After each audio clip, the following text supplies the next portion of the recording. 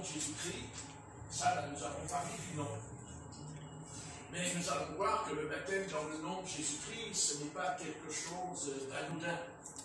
Ce n'est pas quelque chose comme ça, parce qu'on va dire au nom de Jésus-Christ que voilà, tout est réglé. Pas du tout.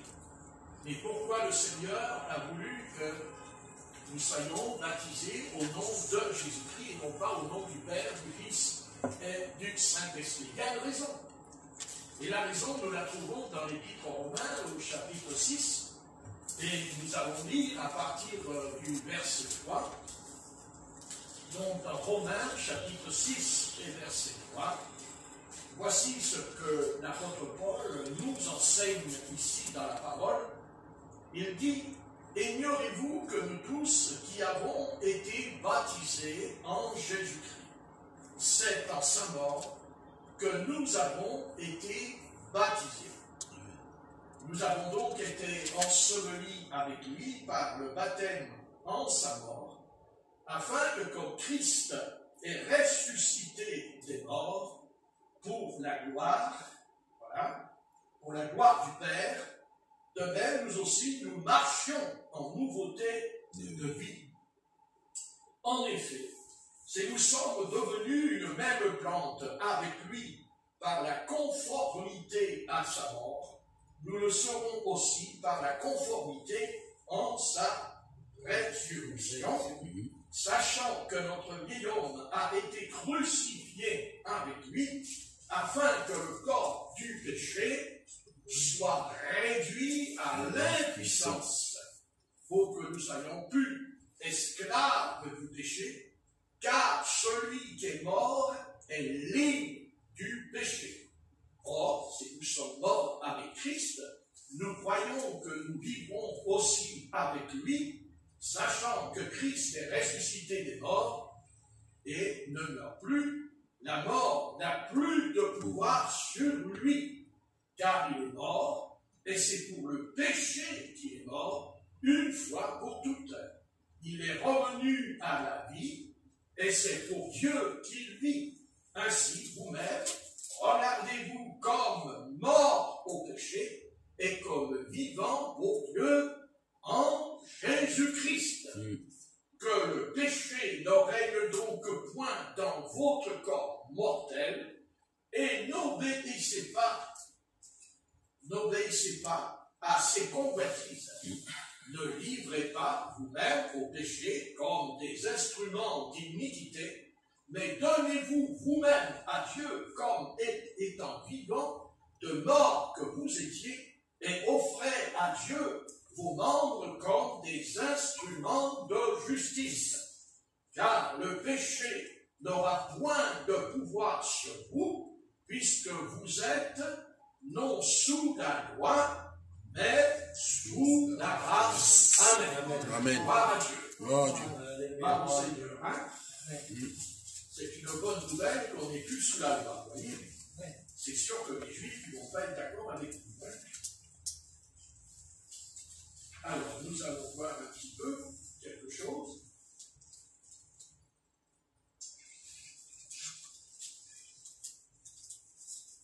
Donc, il nous est dit dans Romains chapitre 6 et verset 5, que nous allons voir le verset 5, où il nous est parlé.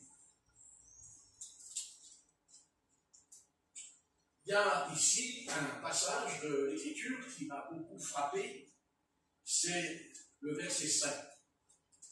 L'apôtre Paul nous dit, en effet, si nous sommes devenus une même plante avec lui, par la conformité à sa mort, nous le serons aussi par la conformité à sa résurrection. Et c'est le passage, c'est ce mot qui m'a beaucoup parlé, c'est conformité. C'est-à-dire être conforme à la déclaration du Seigneur dans la bouche de l'apôtre Paul.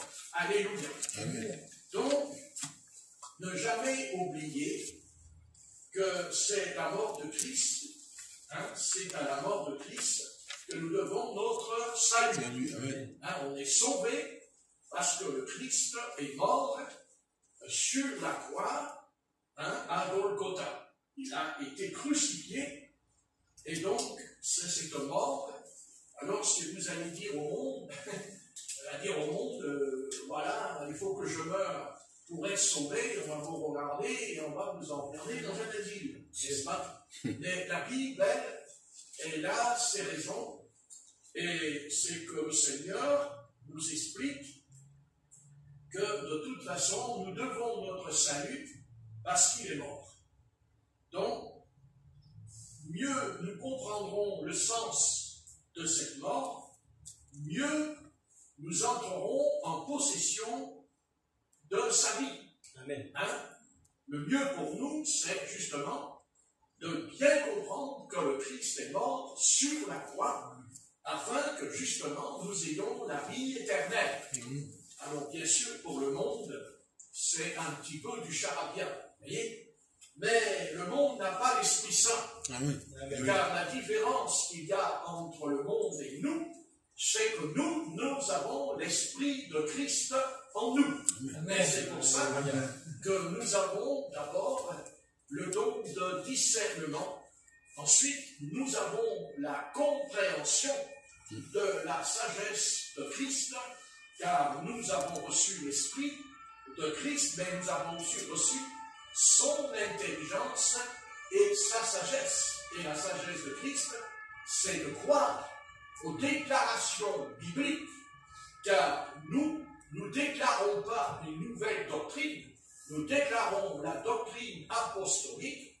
Une fois que le Christ est monté dans le ciel, il a expliqué, n'est-ce pas, quand le Christ, même avant de monter dans le ciel, le Christ convoquera donc les 11 apôtres, puisque là, à la montagne des Oliviers, il n'y en avait que 11, hein, parce que le 12e, nous savons que la branche s'est tendue en deux, et il a rejoint son lieu de perdition, car il ne faut pas oublier que dans le psaume, dans l'Écriture, dans l'Ancien Testament, et même dans le Nouveau Testament, puisque le Christ avait déjà dit à Judas, dans la chambre haute, quand ils prendront la Sainte Seine, leur avait dit, de toute façon, ce que tu fais, fais-le bien.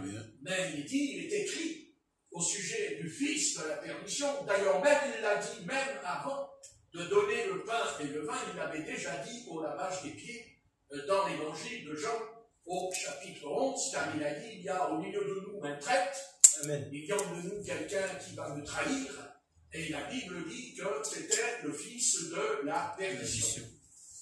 J'espère sincèrement que tu n'es pas le fils ou la fille de la perdition. Parce que la Bible est extrêmement claire et limpide. La parole de Dieu nous dit que de toute façon, et d'ailleurs dès le commencement de la création, Dieu nous fait bien comprendre. Hein, l'Esprit de Dieu est là. L'Esprit de Dieu, c'est pas quelque chose qui est descendu là quand le Christ reçoit le baptême dans le Saint-Esprit. Non, l'Esprit Saint se manifeste dans la Genèse au chapitre 1. La Bible est claire, l'Esprit du Seigneur, l'Esprit de Dieu, n'est-ce pas, planète au-dessus des eaux. Et là, croyez-moi, mes amis, que le diable avait il avait déjà lancé un chaos, puisque la terre nous dit, il dit la terre était informe et vide. Donc la terre n'est pas dit qu'elle n'existait pas, il est dit qu'elle était informe et vide. Et comme le terme hébreu le dit, tohu et bohu, qui veut dire le chaos, le désastre. Et Satan avait déjà frappé la terre, il avait frappé cette terre que le Seigneur avait créée, il avait déjà détruit cette création que Dieu avait créée. Et je pense qu'à l'époque, avant que cette terre-là, cette création, n'est-ce pas, la création qui a existé pour moi avant la création adamique, eh bien, il habitait sur la terre, je pense, il habitait sur la terre les dieux. Parce que vous voyez dans la Bible, il est parlé beaucoup des dieux. Et c'est-à-dire que le mot Dieu, les dieux, dans l'Ancien Testament, ça s'appelait les Elohim. Les Elohim. Et sur la terre, il y avait les Elohim. Et d'ailleurs, je vais un petit peu vous surprendre, qui vous dit que les secoupes volantes, si on veut, parce que vous savez, c'est bien beau, là, d'envoyer des images en disant, regardez la secoupe, mais rien ne dit que c'est une secoupe, hein, ça peut être aussi les Elohim qui viennent. La Bible parle de la fin, où il y a les Elohim, les dieux qui viendront. Et ne vous inquiétez pas, il ne va pas venir des extraterrestres, il ne va pas venir des petits gars en verre, n'est-ce pas? Marqué en vert, ça me fait penser un peu aux écologistes, entre parenthèses, c'est un peu curieux, mais non, non, mes amis. Là, les engins non identifiés, comme les appellent les hommes, ça c'est le langage des hommes.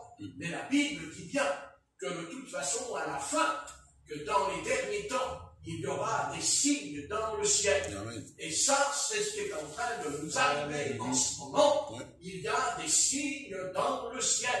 C'est-à-dire, je pense qu'il y a des Elohim, c'est-à-dire les dieux qui, voilà la bonne réponse. Je n'ai pas dit que j'ai la réponse, je dis peut-être la bonne réponse, que ces fameux engins non identifiés pourraient être justement les dieux qui certainement ont peut-être eu le temps de s'enfuir quand il y a eu le chaos dans la Genèse, au terme de Bohu et Tohu, un désastre. Vous voyez, peut-être que là, ils reviennent, parce que, justement, peut-être que Dieu va établir le royaume des cieux. Il va établir le royaume. Vous voyez, la Bible dit que quand le Seigneur revient, il ne revient pas là comme ça, tout seul dans le ciel.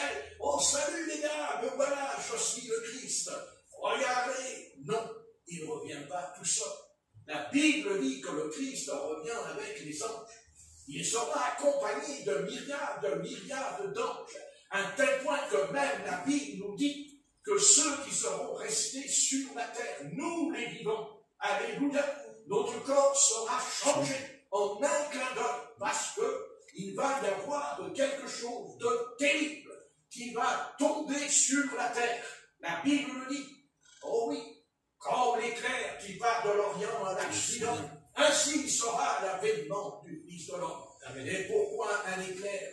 Parce que la Bible dit qu'avant le retour du Messie, la Bible nous dit le ciel va devenir là, il va faire nuit sur toute la terre, parce que le soleil va devenir tout noir, parce que la lune, on la verra, elle sera rouge comme le sang, et il n'y aura plus le jour.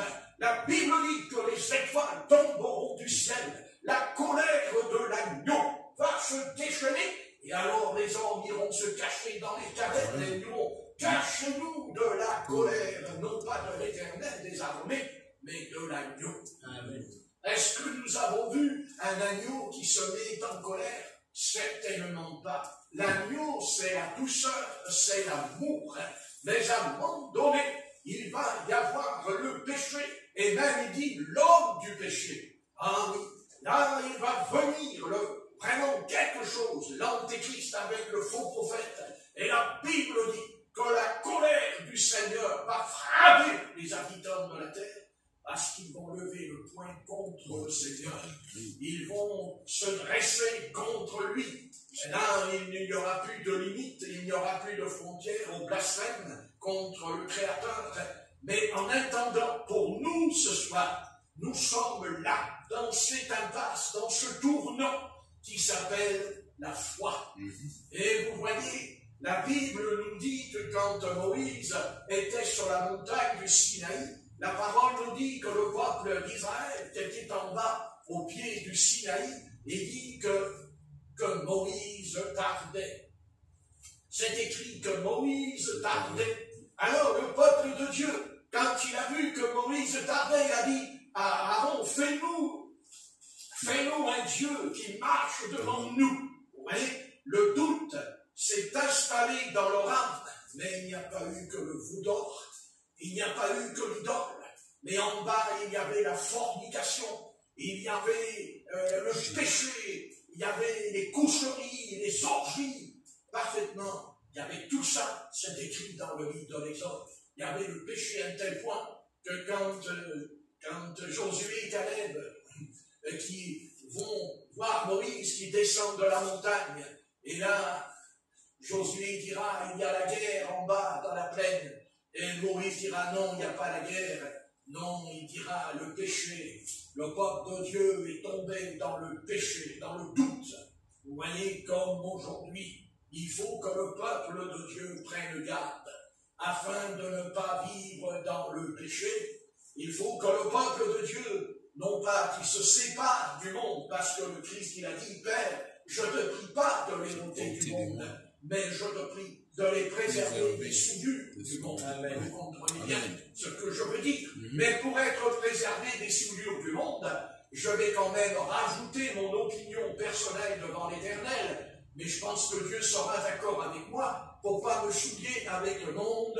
Eh bien, je n'y vais pas dans le monde. Alléluia. Amen. Je n'y vais pas parce que la Bible dit que le monde est dans le péché. La Bible dit que le monde est souillé par le diable, par les ténèbres, parce que le monde est décadent, menteur, et tout ce que vous savez, parce que le Dieu de ce monde, c'est l'argent, n'est-ce pas? C'est Mammon. Et notre Dieu, à nous, ce n'est pas Mammon, c'est Christ, Amen. Notre Sauveur bien-aimé. Quand on dit qu'on appartient au Christ, on ne parle pas simplement de théorie. Quand on dit qu'on appartient au Christ, on ne dit pas j'appartiens au Christ parce que c'est écrit dans la Bible. Nous appartenons au Christ parce que le Christ est mort en nous. Et parce qu'il est mort en nous, nous sommes morts au péché. Nous sommes morts. Nous sommes maintenant des êtres morts en Christ. C'est-à-dire que le péché n'a plus de pouvoir sur nous. Alléluia. Vous voyez, bien-aimés du Seigneur, il ne faut pas vous décourager. Au contraire, levez votre tête. Vous savez, quand le peuple d'Israël était dans le désert, vous connaissez la fameuse histoire, le peuple du Seigneur avait été mordu par des serpents de feu. Vous connaissez cette histoire, et que c'était très grave, et que ces serpents de feu qui avaient mordu les enfants d'Israël, attendez, je ne parle pas des serpents, qui vous piquent avec le venin, et puis vous tombez malade, ou une heure après, vous clamsez, excusez-moi du langage, mais il y en a qui sont un petit peu dans le langage déclamsés. Vous voyez, il y a un peu de tout sur la terre, il y a des gens très intellectuels, très intelligents, ils connaissent le dictionnaire par cœur.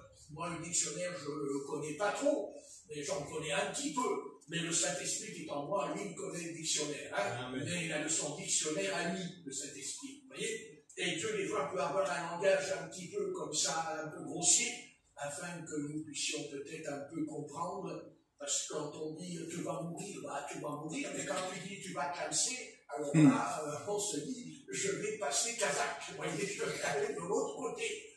Donc, le Seigneur nous fait bien comprendre que, vous voyez, vous savez, les hommes n'ont aucune excuse. Je vais vous dire pourquoi. D'abord parce que Dieu nous a donné ce livre. Et vous savez très bien que la Bible, ce n'est pas un livre qui a été écrit au XXe siècle, il n'a pas été écrit au XVIe siècle. Non, la Bible, c'est la parole de Dieu, et cette parole de Dieu est éternelle. Et si Dieu n'avait pas laissé ce livre sur la terre, vous vous rendez compte ce soir, si on n'avait pas le livre là, que vous avez dans vos mains, ce livre-là, extraordinaire et merveilleux. Et quand les hommes disent que Dieu n'existe pas, ils ne sont pas honnêtes, ils ne sont pas sincères. Parce que vous voyez, la première chose qu'il doit y avoir dans un homme, c'est que d'abord il doit être sincère, premièrement, et la deuxième, c'est qu'il doit être honnête. Et quand on est honnête et quand on est sincère, alors on dit, bon, mon Dieu, je ne crois pas en toi, parce que j'ai vécu dans l'ignorance. L'apôtre Paul nous dit dans Romains chapitre 6, verset 3, et dit que n'ignorons pas que nous tous, nous avons été baptisés en Christ. N'est-ce pas? Donc, Paul dit, nous ignorons pas. Donc, ça veut dire que les chrétiens de Rome n'étaient pas dans l'ignorance au sujet du baptême au nom de Christ. Aujourd'hui, il y a toute l'Église qui est presque dans l'ignorance, mais remarquez, on reste dans l'ignorance parce qu'on le veut bien. Oui. Personne n'est obligé d'être ignorant. Tout le monde peut dire j'aimerais m'instruire au sujet du Seigneur. Alléluia. Alléluia. Et pour cela, il faut être sincère. Il faut être honnête. Il faut être un peu comme David. Il est tombé dans le péché. Il a péché contre l'Éternel. Il a fait quelque chose de mal. il a entraîné aussi la femme, l'épouse, n'est-ce pas, cette petite épouse qui n'a rien demandé, qui aimait son compagnon, son mari. Son mari était parti à la guerre, n'est-ce pas, pour défendre, eh bien, justement, la parole de l'Éternel au sujet du pays de la promesse. Mais voilà, David n'était pas à la bonne place. Et vous voyez, le péché est une saloperie. Excusez-moi des mots, mais le péché, c'est une véritable saloperie. Le péché, c'est quelque chose, mais c'est une terrible, le péché. Parce que même David, qui était un homme selon le cœur de l'Éternel, eh bien, il a vu cette petite épouse. Parce que vous voyez, quand on lit ce que David a fait, car il pose la question, vous voyez quand même, hein, il dit à ses compagnons qui sont derrière son dos, il dit, mais de qui est cette femme? Et on lui répondra de Uri le Héthien. C'est-à-dire, il savait, David, que Uri était dans le combat contre les Philistins. Mais au fond de lui, vous voyez quand même, quand on lui a dit, mais tu sais, cette femme, elle est mariée, hein, quand même. Elle est mariée, cette femme, elle a un mari. Elle est sincère, elle est honnête, elle aime l'Éternel. Vous voyez, mais au fond de lui, la convoitise, le péché, a pris le dessus. Et il n'a pas tenu compte même de la loi de Moïse, car il est dit, tu ne commettras point d'adultère, parce qu'il était marié, David. N'est-ce pas? Il avait déjà 4 épouses. 4 épouses et 300 concubines. Remarquez, à l'époque, hein, il n'avait pas besoin du bien gras, hein, les gars. Aujourd'hui, il y en a, il faut le bien gras. Hein. Mais autant de David, il n'avait pas besoin de cette saloperie aussi. Parce qu'il y en a qui prennent le bien gras et il paraît même que quand ils sont dans la femme, ils ne peuvent plus sortir. Et même ils meurent sur elle. Bien sûr, ils ne vont pas vous dire aux informations parce qu'à ce moment-là, ils ne pourraient plus le vendre. Parce que, vous savez, cette saloperie, ça coûte très cher. Hein, c'est pas cadeau. Hein, et pas cadeau. Remarquez, quand on va voir une prostituée, c'est pas cadeau non plus. Hein. Non, c'est vrai qu'une prostituée, c'est quand même un peu plus cher que les cachets. C'est vrai. Ben, c'est vrai. Mais enfin, de toute façon, le péché reste le péché. Voilà, et le péché est en forme de cachet, en forme de comprimé, parce qu'il y a comprimé, évidemment. Hein, il y a des comprimés qui nous aident, parce que Dieu connaît notre corps. D'ailleurs, tout comprimé, qu'on le veut ou non, est à base de plantes. Ouais. C'est simplement la plante qui a été déformée, trafiquée, mais de toute façon, tout cachet est une plante. C'est pour ça qu'il vaudrait mieux se soigner avec les plantes originelles. Amen. Vous voyez, pour guérir. Ça sera un peu plus long, et on n'aura pas des effets secondaires. N'est-ce pas? Voilà. Mais en attendant, David a fait le saut, David a fait l'imbécile, et quand on fait l'imbécile, on est un imbécile. Oui. Vous voyez? Et l'imbécile, eh bien, il s'est retrouvé, excusez-moi, dans, comme dit souvent les mots, je n'aime pas bouffer la merde, n'est-ce pas? Parce que quand on bouffe de la merde, c'est pas très sympathique, n'est-ce pas? Eh bien, il a bouffé la merde, et la merde, il l'a cherchée, et il a trouvé la merde. Parce que c'est pas Dieu qui l'a envoyé là, c'est lui. Ah oui. C'est lui qui s'est mis dans cette affaire. Vous dites, oh, la merde, c'est un gros mot. Non, ce n'est pas un gros mot, c'est écrit dans le dictionnaire. Ce soir, vous parlez votre dictionnaire, et c'est marqué en français, ça veut dire extrêmement. Donc, David s'est foutu dans l'extrêmement, c'est lui qui a mis les pieds dans la fange du péché. Et c'est lui qui a été là dans ce chemin. Et ce nie Satan, parce que ce n'est pas Satan qui l'a envoyé. Non. Pour le dénombrement, la Bible dit Satan se leva contre Israël, mais pas pour le péché. Il pouvait dire non. Quand il a posé la question, qu'il a dit de qui est cette femme, on lui a dit mais c'est la femme de Uri. Ça veut dire qu'elle est mariée. Elle est mariée. Et il a dit faites la monter dans cette chambre. Et nous savons ce qui s'est passé dans cette chambre. Et malheureusement, le petit bébé qu'elle a eu, n'est-ce pas, de David, il est mort 8 jours après. Et même si David avait gelé, il est mort quand même.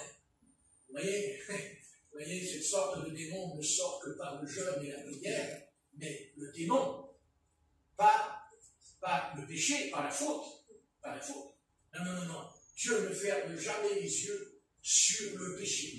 Amen. Dieu pardonne notre péché, à condition qu'on se repente et qu'on ne recommence pas non plus. Parce que si on recommence, après, ce n'est pas le péché qui va nous tomber dessus, mais c'est le diable qui va s'emparer de nous et qui va nous entraîner dans un chemin terrible. Parce que le diable, lui, le diable, il se sert du péché.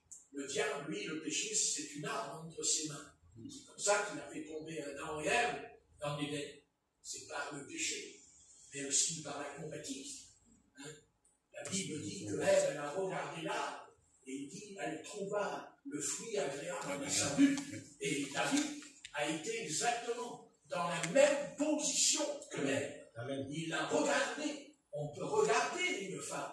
On ne peut pas marcher dans la rue sans regarder une femme. Moi, je ne vais quand même pas arriver là. Il y a les sœurs qui arrivent, alors je vais marcher le dos tourné dans la pièce parce qu'il y a des femmes. Je ne peux plus m'en sortir, moi, n'est-ce pas? Et puis tous les gars qui viennent ici, allez gars, il ne faut plus regarder Stéphanie, il ne faut plus regarder... à chaque fois, je m'oublie dans mon cerveau. Et puis surtout, il ne faut pas regarder Sydney parce qu'elle est jeune. Elle est belle, elle a la peau toute lisse, merveilleuse. Enfin, dans 50 ans, on verra. Donc, en attendant, on peut regarder une femme et ne pas la convoiter dans son âme. En disant, ben voilà, je vais avoir possession. Vous voyez, je veux la possession de cette chose. Et le Seigneur ne veut pas. Puisque, vous voyez, c'est important parce qu'on peut regarder une femme de deux manières. On peut la regarder sans la convoiter. Et on peut la regarder parce qu'il y a autre chose en nous qui peut être un sentiment noble, un sentiment intègre. Vous voyez, il y a deux façons. Et David n'a pas regardé de la bonne manière parce que, vous voyez, si David a regardé cette femme, moi je vais vous dire mon opinion personnelle. Je pense que David avait certainement déjà en lui des choses qui n'allaient pas. Amen. Car il n'a pas pu tomber comme ça d'un coup. Car on ne tombe jamais dans le péché d'un coup. Amen. Non. C'est progressif. C'est lent. Le monde, lui, tombe dans le péché tout de suite. Mais pas celui qui appartient au Seigneur. Non, parce qu'il a la connaissance et parce qu'il a l'esprit de l'Éternel en lui. Amen. Non, c'est pas vrai. Ça prend du temps. Et ça commencera toujours d'abord par ouvrir la porte. On ouvre la porte. Parce que si le péché nous attaque et que la porte est fermée, écoutez, franchement, il ne peut pas entrer puisque la porte est fermée. Si moi je ferme la porte, des fois la porte elle est fermée et vous tapez. Et vous savez très bien que plus vous tapez, et moins la porte s'ouvre. Vous voyez, heureusement qu'il y a le pasteur qui crie quand il prend la douche, la porte est fermée! Alors d'un seul coup, marquez, ça ne bouge pas tout de suite. Enfin, attendre 3-4 minutes, vous savez, pour qu'il se lève et pour que la porte s'ouvre. Et tant que la porte est fermée, elle ne s'ouvre pas. Surtout la mienne. Elle a 5 serrures, la mienne. Elle a 5 serrures. Ah ouais, ça ne rentre pas, c'est sûr. Mais la porte de notre âme, elle n'a pas 5 serrures. Non. Elle n'en a qu'une. Et Dieu nous a donné la clé. Car il a dit à l'apôtre Pierre, je te donne les clés du royaume. Ce que tu fermeras, ce que tu ouvriras. C'est écrit. Dans Matthieu 18, quand le samedi, je bâtis mon église et je te donnerai les clés du royaume des cieux. Et l'apôtre Pierre, le jour de la Pentecôte, eh bien, le royaume des cieux était fermé, mais il s'est ouvert quand le Saint-Esprit est descendu dans le chambon. C'est la porte du royaume des cieux qui s'est ouverte. Mais attention, il a fallu aussi observer le commandement. Comme l'Éternel, quand il nous parle toujours avec des commandements. Dans le jardin d'Éden, le Seigneur donne un commandement à Adam. Tu pourras manger tous les fruits du jardin, sauf le fruit de la connaissance du bien et du mal. Mais Dieu aussi, il nous fait comprendre à la Pentecôte, n'est-ce pas? Quand ils ont crié, quand les enfants d'Israël ont crié, oh frère, que ferons-nous pour être sauvés? Vous voyez, remarquez que je pense que ça a dû être la dernière fois qu'ils ont dû leur dire frère. Parce que après, les frères, ils ont été persécutés, les frères, après, les apôtres. Mais enfin, cette fois-là, ils ont dit frère. Vous voyez, c'est pour que quand l'Esprit du Seigneur descend, vous voyez, notre âme, elle n'est pas dans la même position. Elle est touchée par la grâce de Dieu. Et là, la grâce de Dieu a touché les Juifs qui venaient de toutes les nations. Et ils ont dit, oh frère, que ferons-nous pour être sauvés? Mais enfin, après, ils ont dit, les frères, vous les mettez en prison. Et puis même, faut aller sur la croix, hein, parce que ne pensez pas que quand Christ est mort sur la croix, il n'y a plus de croix après. Certainement pas. La croix, c'est un jugement de Rome. Oui. La croix, ce n'est pas Israël. Israël n'a jamais créé la croix, que ce soit bien clair. Non, c'est Rome. Amen. C'est l'Empire romain qui mettait des croix le long du chemin et on crucifiait les brigands, les voleurs et les malfaiteurs. Et Jésus-Christ, d'ailleurs, il est écrit de lui qu'il a été mis au rang des malfaiteurs, en mourant sur la croix. Et même, il a été enterré, non pas qu'un malfaiteur, il a été enterré dans un tombeau de riches. C'est écrit ça aussi. Vous le savez, que le Christ il a été enterré avec un capitaliste. Il n'a pas été enterré par un gauchiste. Joseph. Il a été enterré par la droite. Joseph. Si la droite, elle entend le message, Joseph d'Arimathée. On n'était pas au courant, n'est-ce pas? Mais en Christ, il n'y a ni gauche ni droite. En Christ, il y a quoi? Il y a le centre. Enfin, pas le centre, l'autre là, le centre, vous savez, le centre. Non, le centre, moi je parle du centre, je parle de Christ. Quand je parle du centre, je parle de Jérusalem, qui est le centre de l'humanité sur la terre. C'est pour ça, je ne vais pas quitter mon sujet, je vais revenir à Bethanie, parce que ça chatouille un peu. Donc, chatouille. Donc, il fallait bien comprendre que toutes les guerres que vous entendez parler, car le Christ, il a dit dans Matthieu 24, vous entendrez parler de guerre et de bruit de guerre. Donc, aujourd'hui, il y a une guerre qui est là-bas en Ukraine avec la Russie. Alors, tous les chrétiens, ils sont là, oui, ils n'arrêtent pas, ça y est, c'est Gog, et je dis, ma gauche, la fin de la guerre avec. Non, il n'y a rien du tout. Il n'y a rien du tout. Gog et Magog, ce n'est pas l'heure. Ce n'est pas l'heure. Amen. Gog et Magog montera contre Israël quand l'Antichrist sera sur la terre. Amen. Le faux prophète. Pour l'instant, on n'en est pas là. Pour l'instant, nous entendons parler de guerre et de bruit de guerre. Et cette guerre qui vient en Ukraine s'arrêtera parce que l'apôtre Paul nous a dit quand les hommes diront paix et sûreté, une ruine soudaine les surprendra. Non, on n'est pas là.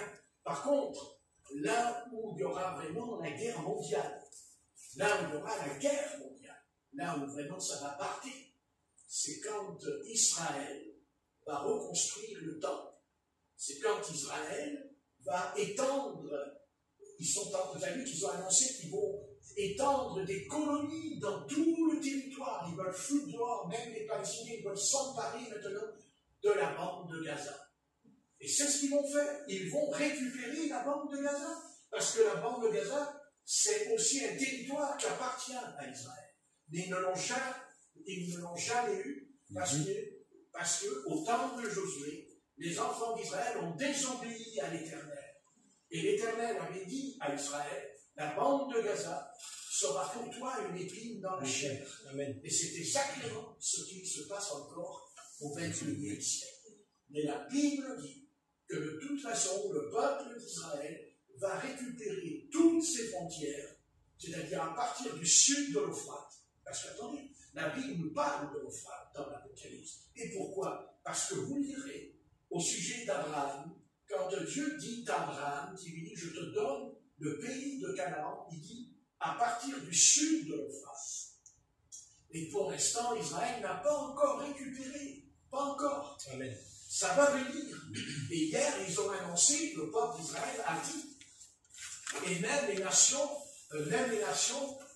est en colère contre Israël. Et Israël a répondu, on n'en a rien à foutre. Et ils ont dit, on s'en contrebalance, car on fera ce que l'Éternel nous a dit, de récupérer tout le territoire, parce que c'est la promesse que le Seigneur a donnée à Abraham, à Isaac et à Jacob. Donc ça se fera, mais pas sans heurts. Ça ne se passera pas dans la douceur et ni dans la diplomatie. Il va y avoir la troisième guerre mondiale, mais avec Israël. Et pour ça qu'il est écrit, Jérusalem, Jérusalem, tu seras une pierre pesante pour toutes les nations. Et la Bible dit, tu seras une pierre pesante. Et les peuples de la terre, les nations, vont à un moment donné se heurter contre cette pierre angulaire, la pierre de fête. Ils vont se heurter contre elle, parce que la Bible dit qu'à un moment donné, qu'à Armageddon, ils croiront qu'ils ont vaincu Israël, mais la Bible dit que de la montagne sainte de l'Éternel se décrochera un caillou, un rocher, qui va se détacher de la montagne, qui va rouler et qui va détruire toutes les armées des nations, toutes, sans exception, parce que la Bible dit que l'Éternel entrera au jugement avec tous les peuples de la terre. Amen. Dieu va convoquer les peuples, il va faire venir tous les peuples, il va les amener dans une vallée qui s'appelle la vallée de Megiddo, qu'on appelle la vallée de Josaphat. Et croyez-moi, les amis, si vous lisez, ça va barder pour de bon, parce que l'Éternel viendra, et même l'archange Michael viendra. C'est ce que dit la prophétie de Daniel au chapitre 9, 10. Il nous est parlé de l'ange Michel qui viendra et qui viendra délivrer Israël. Mais en attendant, le peuple d'Israël va se mettre dans une position terrible. Vous allez voir, les peuples vont commencer à se révolter contre Israël. Les Juifs seront poursuivis dans le monde entier. Et là, il y aura un exode. Car ils rentreront, parce que c'est parmi qu'il y aura un exode, ils rentreront. Et quand ils rentreront, vous pensez bien qu'ils vont dire aux Palestiniens, vous dégagez, parce qu'il faudra bien avoir une maison pour dormir. Et hier, ils ont annoncé qu'ils vont maintenant étendre les colonies. Ils vont faire plein de colonies partout. Et vous pensez bien qu'à un moment donné, ça va barder.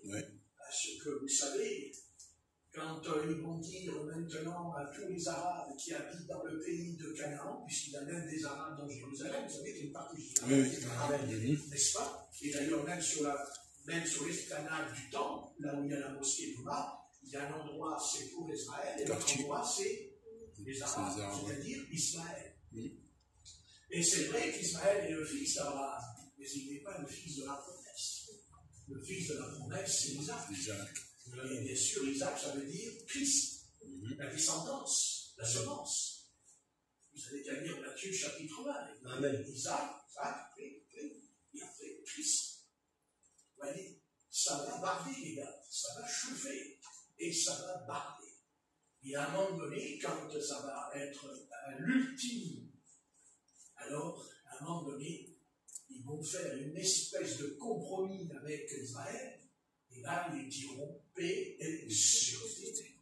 Mais la Bible dit qu'une ruine soudaine, mais sûrement. Et c'est quoi cette ruine soudaine? C'est parce qu'à un moment donné, il y a la pierre qui se détachera de la montagne. Vous l'avez qu'à lire, Daniel. La pierre détachée de la montagne. Et cette pierre qui se détache de la montagne, vous voulez savoir qui c'est cette pierre qui se détache de la montagne? Vous savez? Alléluia. Non, mais peut-être que vous le savez, vous êtes des théologiens, les gars. Vous le savez? C'est cosy. Là, c'est nous. Oh. Ah, c'est nous? Oui. Oui, c'est nous. Ah bon?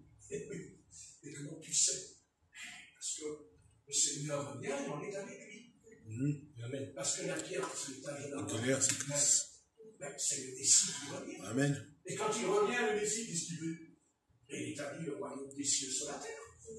Et où il établit son royaume? En Israël. Amen. Et quelle sera sa capitale mondiale? Jérusalem. C'est Jérusalem, la capitale. Donc ça veut dire qu'il y a des capitales qui vont disparaître. Ah bon? Vous savez ce qu'il a dit le président Poutine? Je connais le jour et l'heure quand j'appuierai sur le bouton. Alors on verra. Mais maintenant, préparons-nous. Sérieusement. Parce que, comprenez bien, il va falloir comprendre. L'heure est là. Soit qui dehors, soit qui dedans, soit qui dehors. T'as pas le choix. Ou tu es dehors ou tu es dedans. Est-ce que tu le comprends? Tu es dehors ou tu es dedans. Moi, je préfère être dedans. Amen. Mais pas envie d'être dehors. Amen. Quand l'Éternel envoie le jugement la première fois pour détruire l'humanité, parce que Noé, c'est la destruction de l'humanité. 8 personnes sur la terre. Il restait 8 personnes. 8 personnes.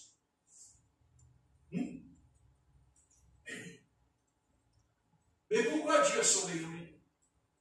D'abord parce qu'il a construit une arche. C'est-à-dire qu'il a construit sa vie spirituelle. Pour nous, l'arche, c'est Christ qui est en nous. Et qu'est-ce qu'il fait Christ en nous? Il construit le nouvel homme qui est en nous. Sachant que notre vieil homme se détruit de jour en jour. Le nouvel homme se reconstruit. Le nouvel homme se construit. Ça veut dire qu'on doit changer encore et encore. On doit faire des progrès. Ce n'est pas normal quand... Est-ce que c'est normal que tu ne fais pas de progrès en Christ? Est-ce que c'est normal que tu n'as pas grandi, tu n'as pas évolué depuis tant d'années de conversion? Pose-toi la question. Est-ce que c'est normal que tu ne parles pas en d'autres langues? Est-ce que c'est normal que tu ne prophétises pas? Est-ce que c'est normal qu'il n'y ait plus de ministère d'apôtres, de prophètes, de docteurs, d'évangélistes? Pourquoi? Parce que vous pensez que c'est normal. Et quand quelque chose n'est pas normal, c'est que c'est anormal. Et pourquoi c'est anormal? Et parce qu'il y a la maladie. Évidemment. Et moi, si je vous disais que l'Église, elle est malade ce soir, eh bien oui, elle est malade, l'Église. Elle n'est pas morte. Elle est malade. Et un malade, il a besoin de guérison. Oui, mais pour guérir avec Dieu, qu'est-ce qu'il faut faire? Ben, la repentance. La repentance. Amen. Repentance. Non, mais d'où vient cette histoire qu'on veut être guéri par le Seigneur? Réfléchissons. Réfléchissons. Allons à l'autel, examinons notre âme au miroir de la Bible. Et le premier pas, c'est de se repentir. Mais je n'ai pas besoin de me repentir. Bien sûr que tu n'as pas besoin de te repentir. Parce que tu ne permets pas à l'esprit de te faire croire que ça ne va pas dans ta vie. Oh mais non, ça va bien dans ma vie, moi. Oh non, mais moi je suis avec le Seigneur, il n'y a pas de problème. Mais ça tu le crois. Tant que les ténèbres, elles sont sur toi. Amen. Mais une fois que l'Esprit Saint, il chasse les ténèbres au travers de la prédication, c'est pour ça qu'il y a des prédicateurs, c'est pourquoi faire. Qu'est-ce qu'il fait le prédicateur? Amen. Il arrive là, il se met derrière la chair, le prédicateur, et puis vous savez, le prédicateur, tiens, il n'allume pas la lampe, le prédicateur. Bon, là c'est normal que vous me voyez. Il y a 2 lampes qui sont allumées, derrière vous, une 3e. Mais maintenant, si j'éteins les 3 lampes, vous ne me verrez plus. Donc, j'allume la lumière pour que vous puissiez voir qu'il y a un dénommé Patrick. Enfin, Saint Patrick. Pas le dire, ça. Mais si, il faut le dire. Parce qu'il dit dans la Bible, salut les saints qui sont d'un seul baiser fraternel. Amen. Amen. Bien sûr. Amen. Bien sûr qu'on ne peut pas être appelé saint. Mais parce que pourquoi? Mais parce qu'on ne l'est pas. Parce qu'on ne l'est pas. Mais dans l'Église primitive, on disait Saint Pierre, on disait Saint Paul. Ça vous dérange? Ben, je suis désolé. C'est comme ça. Mais eux, les apôtres, ils l'acceptaient parce que leur vie était conforme à Christ. Parce que la vie de Christ était en eux. Parce qu'en eux, il y avait la sainteté, la pureté. Et pourquoi il y avait la pureté? Mais parce qu'ils manifestaient la gloire du Saint-Esprit avec les ministères et les dons surnaturels en eux. Alors nous sommes appelés à être des saints. Mais si on nous appelle saints, c'est parce que justement notre vie est propre. Parce que notre vie ne viole pas les 10 commandements. Avant, on violait même un commandement. Nous avions violé toute la loi. Mais ce soir, on ne viole pas la loi. Ah non. Non. Ah ben non, tu ne mentiras point. Ben, si on ment, on a violé la loi. Et vous pensez qu'il y a des croyants qui ne mentent pas aujourd'hui? Oh, il y en a. Oh, il dit, c'est un petit mensonge. Et tout petit, c'est pas un grand mensonge. C'est un petit mensonge.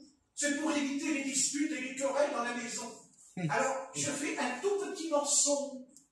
Oui, seulement, il y a le serpent et il y a la vipère. Et la vipère, elle est petite. Mais quand elle pique, on va mourir.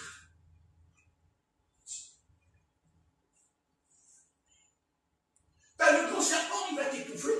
Et t'as la petite vipère, il t'étouffe pas. Mais, C'est un petit feu. et tu es comment il te pique? En te crachant la figure. En te crachant. Tout serpent qui te pique, il te crache, il ouvre la bouche et il envoie le venin. Il envoie. D'ailleurs, c'est comme ça qu'il peut tuer un lion. Et c'est comme ça qu'il peut tuer un tigre. Avec sa langue. Il sort la langue. Il sort comme deux fourches. Hein? Ça veut penser à quoi ça? Deux fourches. Des cornes. Alors, vous voyez,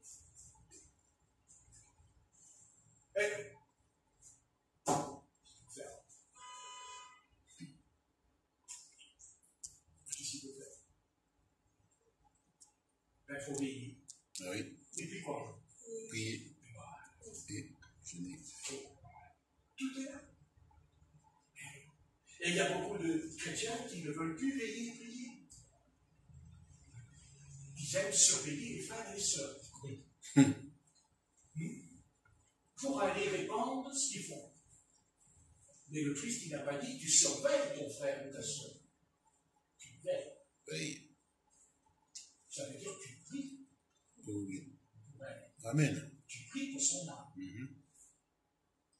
Pas la même chose. Oui. Oh, il n'aurait pas des choses à dire. Je dis oui. Je ne peux rien. Le puits, il est plein.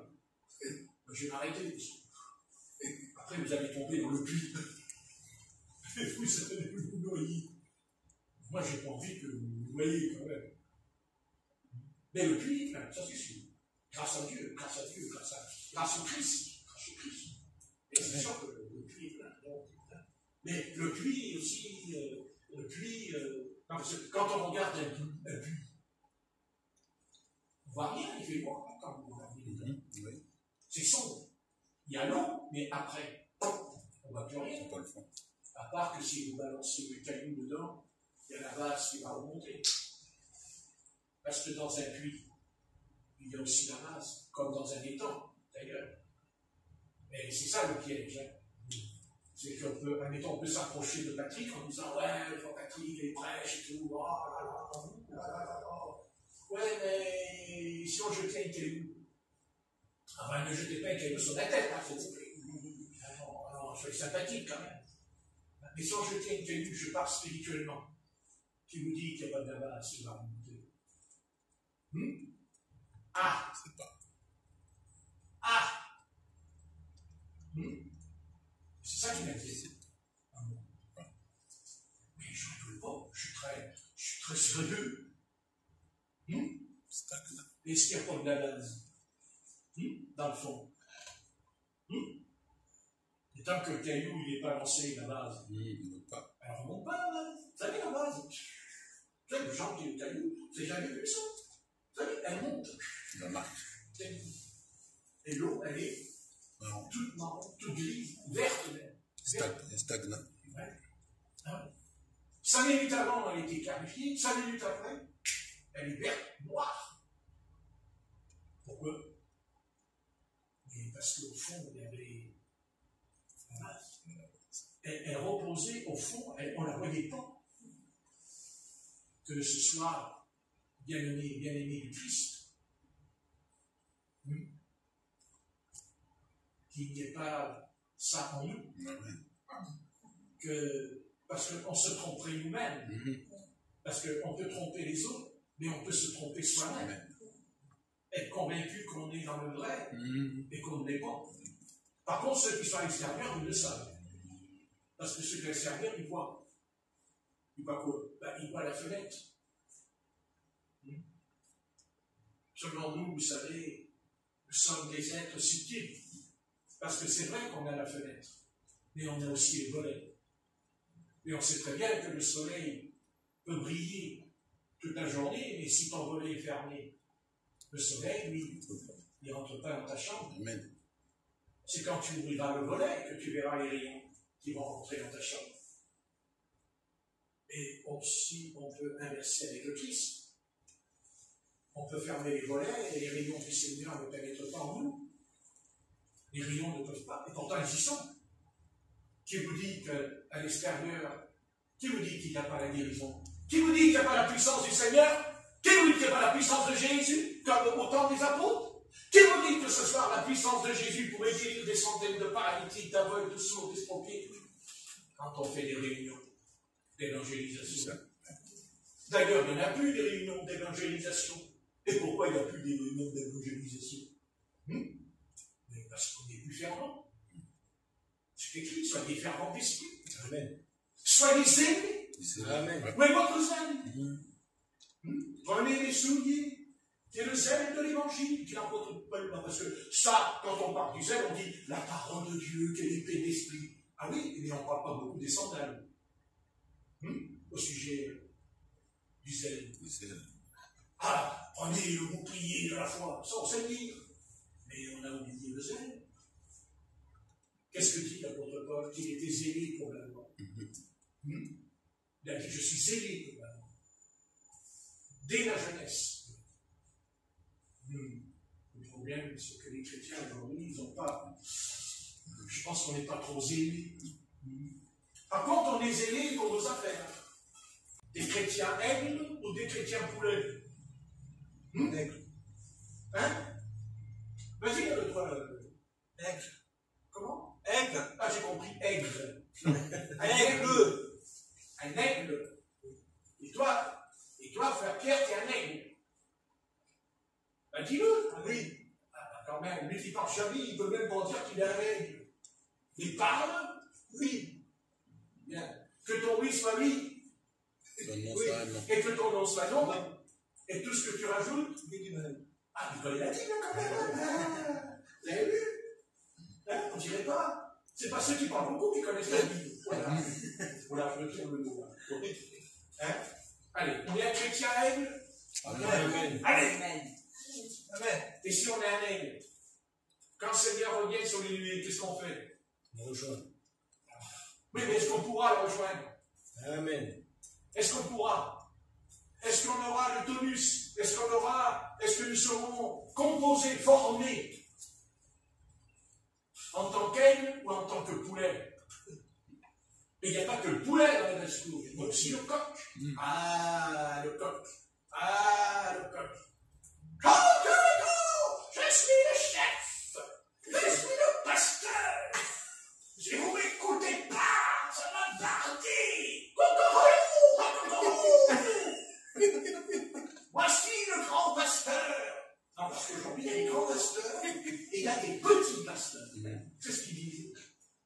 Quand ils invitent un pasteur, ils disent, c'est un grand homme de Dieu. Comment le Seigneur, il a dit Jean-Baptiste. Il n'est pas paru plus grand que Jean-Baptiste. Mais Jean-Baptiste, il est grand parce qu'il a dit, je ne suis pas digne de me baisser pour délier le couronne de sang. Il faut que je diminue pour que tu grandisses en moi. Je lisais un livre hier sur les pasteurs.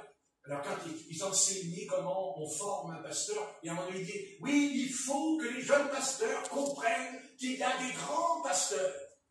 Et qu'il faut les écouter, et qu'il faut les suivre, parce que ce sont des grands pasteurs. Grand pasteur. Si je suis un grand pasteur, ça veut dire que Christ ne l'est plus en moi. Amen. Ça veut dire que Christ est devenu tout petit. Amen. En moi. Mais j'en ai rien à faire, moi, de cette histoire. Il me fatigue, cette histoire. Il n'y a pas de grand pasteur. Amen. Il y a simplement des frères. Amen. Parce que dans la Bible, il dit frère. Paul, il dit le frère. Les frères. Amen. Voilà. Ça va mieux. Amen. Amen. Hein? On se sent mieux. Amen. Parce que dès l'instant qu'on commence à dire que tu es un grand pasteur, le diable est ciblé. Qu'est-ce qu'il veut dire? Il te casse la figure. Est-ce que tu es grand? Il va t'envoyer une raquette dans la tête parce que tu es grand. Parce que si tu es grand, c'est qu'il te voit, puisque tu es grand, donc il te voit. Un peu comme Goliath. Pourquoi David il a gagné? Ben parce qu'il est plus petit. Voilà, ne cherchons pas toutes ces choses, c'est pas intéressant. Cherchons l'humilité. Amen. Cherchons à être humbles. Toujours être humbles. Et ne cherchons pas, vous savez, quand ils disent qu'ils ne sont pas comme l'Église catholique romaine, c'est pas vrai. C'est pas vrai. Ils sont comme eux. Parce que ils disent que le pasteur qui a beaucoup d'années de conversion, ils disent c'est un ténor. Il n'y a pas de ténor. Dans le royaume des cieux, il n'y a pas ce genre d'homme. Dans le royaume des cieux, il n'y a que des âmes dont même que le Seigneur, c'est vrai, déposera une couronne sur notre tête, parce que l'apôtre Paul a dit, la couronne incorruptible lui est réservée. Mais il dit qu'il la déposera au pied du Sauveur, la couronne. Alors, tâchons de ne pas aller dans ce chemin, parce que ça s'appelle le clergé.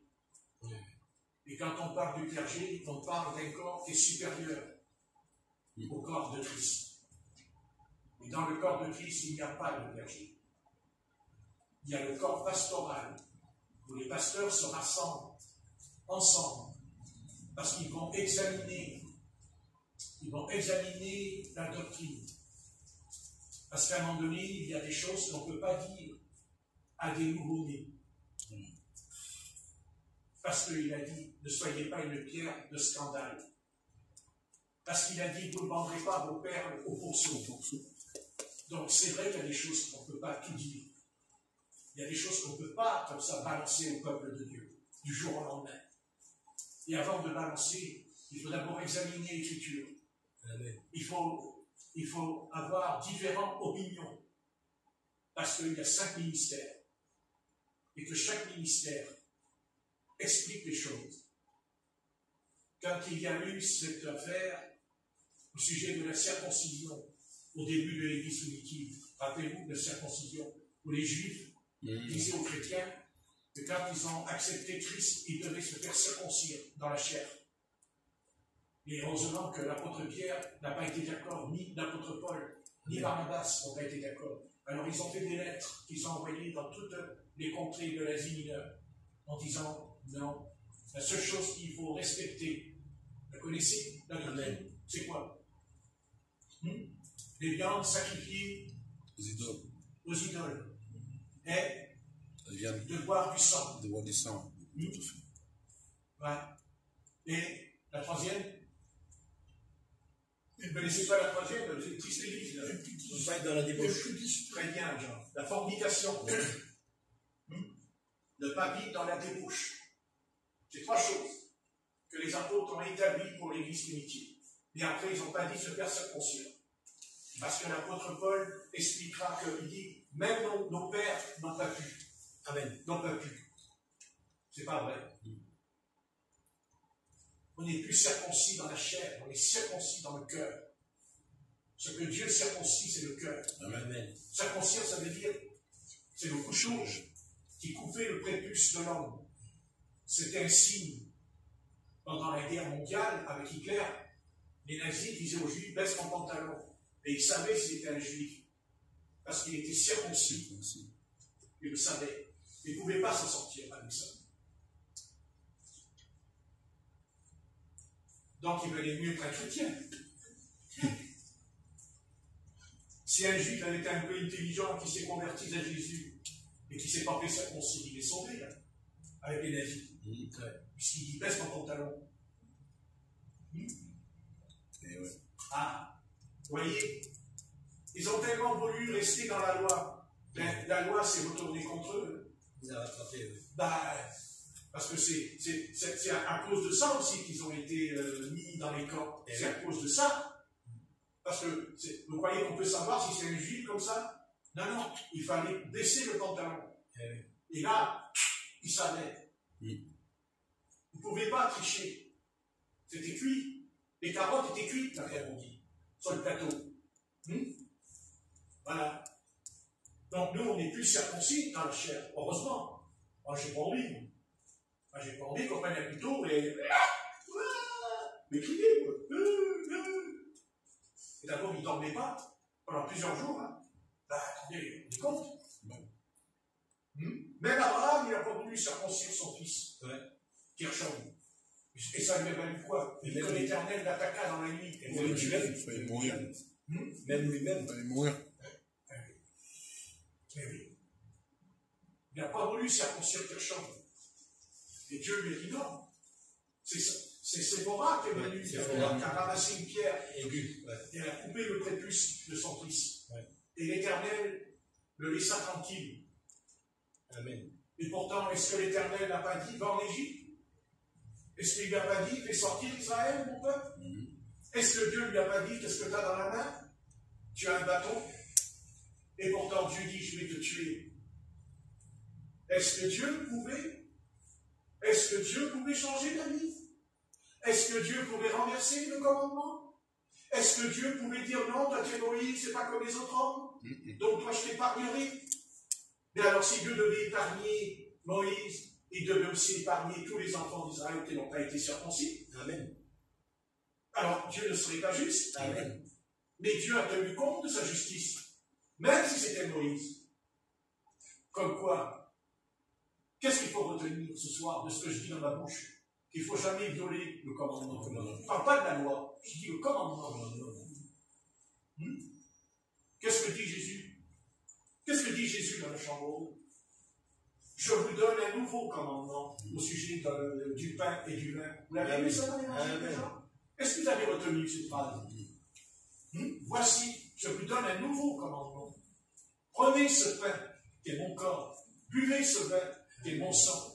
Et qu'est-ce que dit Jésus? Et j'en boirai de nouveau dans mon royaume avec vous. Ça aussi, il l'a dit. Non? Amen. Ah.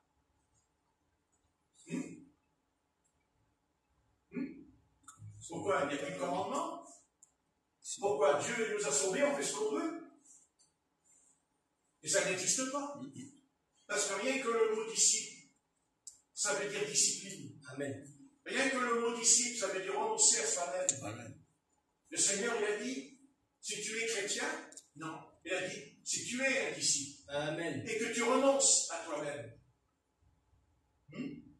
Mais aujourd'hui, on a remplacé le mot disciple par le mot chrétien.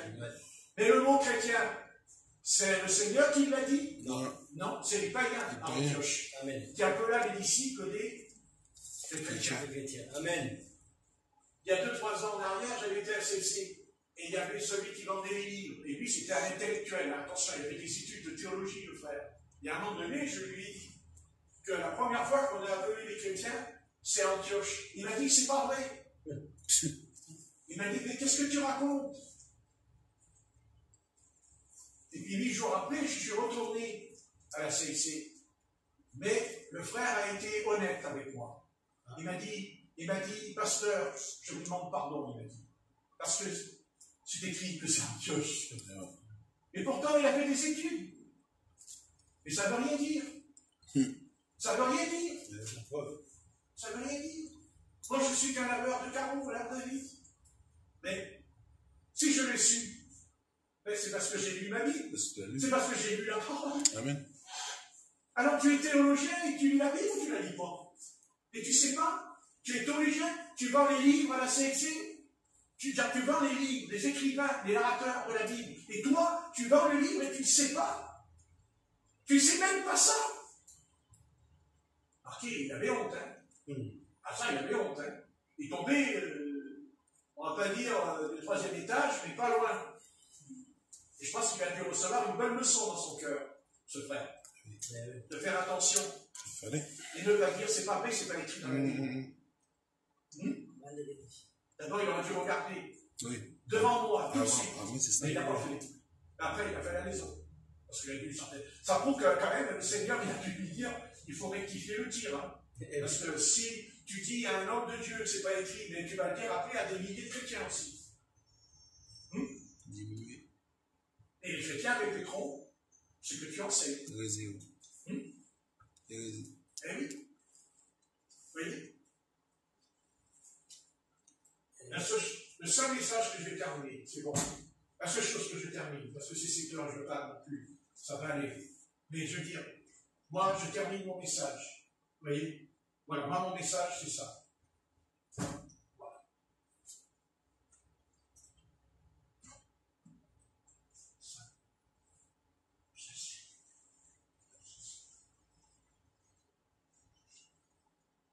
Moi, le soir, chaque fois que je m'endors, je fais ça. Et je la mets sous mon oreiller. Parce que quand je l'ouvre, les lettres sont sacrées. Amen. Amen. Tout ce qu'il a est sacré. Il n'y a rien de profane. Rien de profane. Amen. Alors ayons un grand respect, une grande dignité, une grande crainte de l'Éternel. Amen. Parce que quand il dit la crainte de l'Éternel est le commencement de la sagesse et de l'intelligence, commence par la lire. Mais aussi, commence par l'étudier. Amen. Fais l'étude qui s'appelle la Torah. Et on veut faire croire à Israël, on veut faire croire aux rabbins, aux juifs, que nous sommes dans la vérité. Mais eux, quand ils ont la Torah, quand ils la prennent dans les mains, c'est, vous savez, ce qu'ils ne font pas là-bas. Les grands rabbins, je parle des vrais rabbins. Le respect est énorme. Et quand je pense qu'aujourd'hui, on prend la Bible et on a fait ça devant les Juifs, et vous allez lui dire mais nous sommes dans la vérité en faisant ça. Mais, vous savez, on devrait avoir 3 fois plus de crainte qu'eux quand on a ce livre entre les mains. Amen. Et si déjà il commence à avoir en nous cet esprit de respect en nous pour ça. D'abord, pourquoi je crains ces choses? Parce que je crains beaucoup. Pourquoi? Mais parce que j'ai compris que quand le Seigneur l'Éternel a donné la loi sur le mont du Sinaï, il dit que ça a été écrit avec le feu. Vous n'avez pas lu? Amen. Dans l'Exode. Gravé. Le feu. En hébreu. En langue hébraïque. Vous savez quel livre? Et Paul, quand il rencontre Adonai, il lui parle en langue hébraïque, dans Acte 9. Amen. Dieu lui a parlé en hébreu. Parce que le Seigneur, il parlait aussi en hébreu, il parlait en araméen, l'ancien araméen, très ancienne langue. Amen.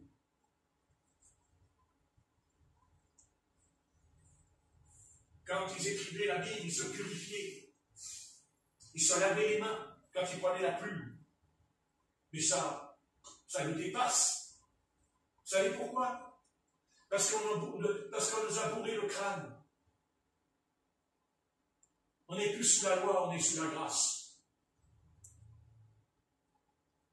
Et on va faire croire à Israël que nous sommes le nouveau Israël. Parce que nous sommes le nouveau Israël. Moi je sais ça. Moi je sais qu'on est le nouveau Israël. Et je sais que l'Israël, c'est pas nous. Puisqu'en Christ, il n'y a ni juif et ni grec. Amen. Ce qui veut dire que le vrai Israël, le vrai juif, dit l'apôtre Paul, dans l'épître aux Romains, c'est celui qui est spirituel. Amen. Les qu'à lire, l'épître aux Romains. Ça ne veut pas dire que Dieu n'en amène pas Israël. L'apôtre Paul dit, est-ce que Dieu a rejeté Israël? Mais l'Israël qui revient là ne sera pas béni par l'Éternel. Pas du tout. Au contraire, il va être obligé. Dieu et le Seigneur leur dit, priez pour que votre fuite ne soit pas en hiver. Quand il va y avoir Armageddon. Amen. Est-ce qu'il n'est pas écrit qu'ils vont crier au Dieu de Jacob? Vous croyez que Dieu, ils croient que Dieu va les bénir, qu'il ne va rien leur arriver, que tout va aller comme ça? Pour l'instant, Dieu les bénit. Il bénit la restauration physique. Mais après, il y a le spirituel qui va venir. Et là, ils vont être moins d'accord.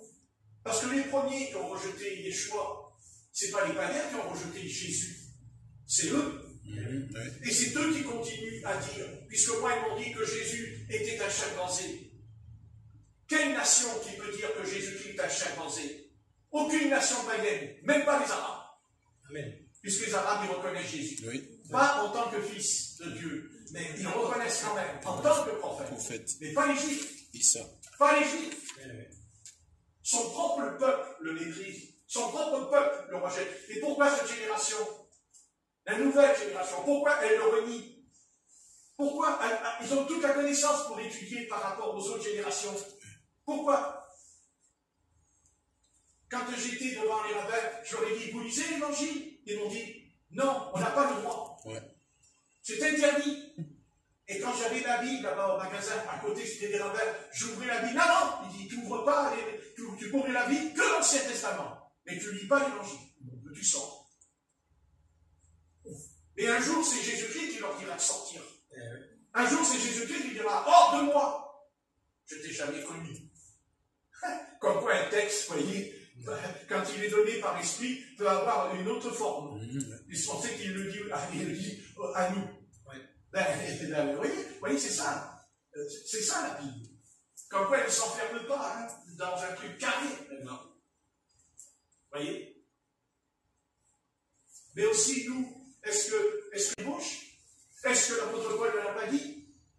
Ah, vous voyez? Ça n'a aucune valeur si on ne le dit pas. Amen. Si on ne pratique pas ce qui est écrit dans la Bible, on est des beaux-parleurs, comme les hommes politiques. C'est ça les hommes politiques. Ils parlent beaucoup, mais il n'y a rien de concret en eux. Mais eux encore, on peut le comprendre. On peut le comprendre, ils ne croient pas. Mais il y a aussi des religieux aussi qui parlent de la part du Seigneur, n'est-ce pas? Mais qu'est-ce qu'on découvre? Hein? Quand un rabbin en Israël, j'ai vu des vidéos là-bas en Israël, il y a des rabbins qui lisent la Torah, ils sont assis, vous savez où? À côté du tombeau d'Abraham. J'ai vu le film. Assis à côté du tombeau d'Abraham. Là aujourd'hui, ils le font. Ils sont assis à côté du tombeau d'Abraham. Et ils écrivent.